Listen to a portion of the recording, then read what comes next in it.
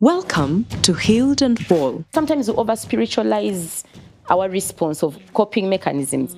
And then you think that you can manipulate prayer and the word of God and all of that as a way as a spiritual bypass for bad behavior. And no, God is not that. You know, God does not spiritually bypass things.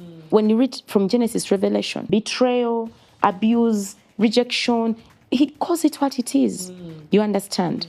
And then he addresses that thing. He shows you this is unfailure, where in circumstances where things are not addressed, then you realize that there are heavier consequences.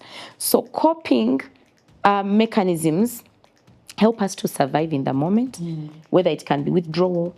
Some people turn to drugs, some people turn to drinking, some people turn to coming back late, other people become workaholics, others become performance driven, performance that is really driven by trauma. I was that person, that one of my coping mechanisms was to work too much. At home, you're the one doing everything, because you want to survive there, you want to eat. It depends. In that moment, you need a bed, you need food, you need whatever. So if anyone else is not doing what they're supposed to do, for you, you're going to do it. Because in that moment, you're coping.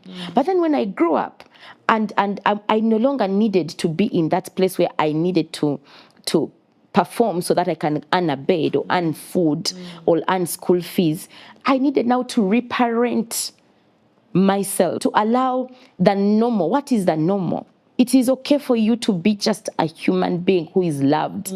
I need to reparent my soul. I needed to be vulnerable to seek for help. I needed to find accountability spaces, people to talk to and telling them that I am afraid to face my own demons. But this is what it is.